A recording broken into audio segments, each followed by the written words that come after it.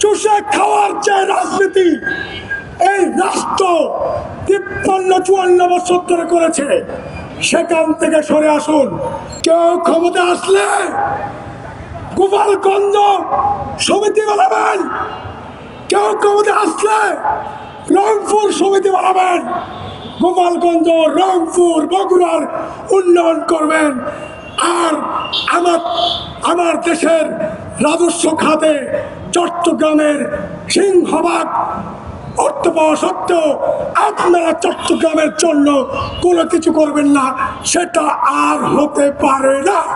আমরা যদি ফেরি থেকে চট্টগ্রামকে সাময়িক বিচ্ছিন্ন করি, তাহলে বাংলাদেশের অর্থনীতি কোথায় গিয়ে দাঁড়াবে সেটা আপনারা ভেবে দেখবেন।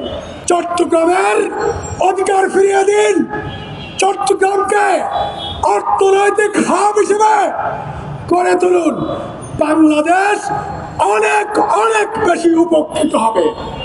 এখন যে পরিমাণে রাজস্ব আসছে, এর 10 গুণ রাজস্ব আসবে যদি চট্টগ্রামকে আপনারা টেনে সাজান, চট্টগ্রামের উন্নয়নকে ত্বরান্বিত করেন।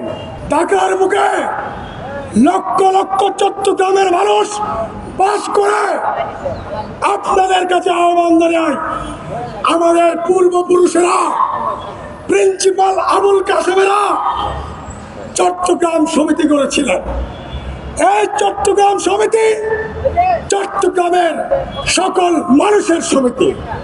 কিন্তু দুর্ভাগ্যজনক হলেও সত্য যে বিগত 16 বছরে এই চট্টগ্রাম সমিতিকে আওয়ামী লীগের সমিতি যারা বানিয়েছে, তাদেরকে একটু সাহায্য করতে হবে।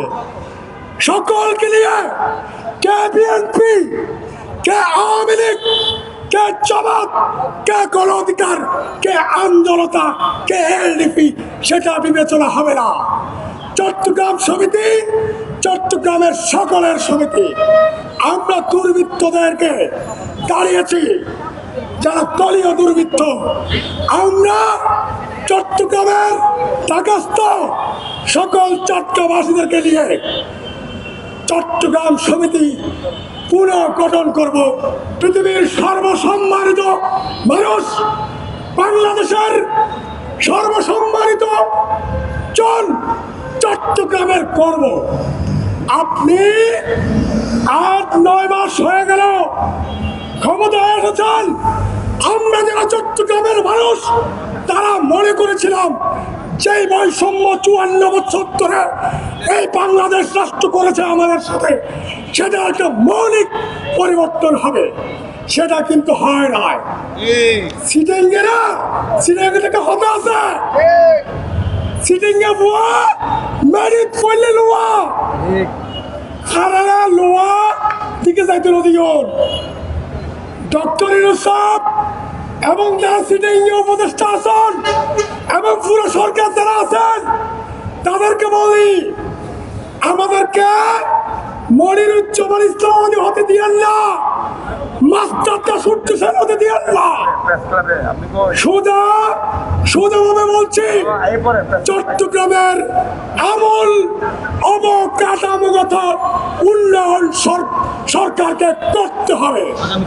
এই যে কালুরঘাট ব্রিজ, আমি বলি চীনের দুঃখ হোয়াংহ নদী, চট্টগ্রামের দুঃখ কালুরঘাট ব্রিজ।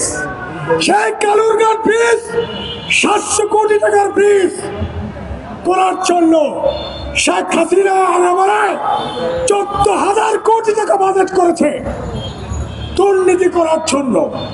এরপরেও কালুরঘাট ব্রিজ কেন হয় না?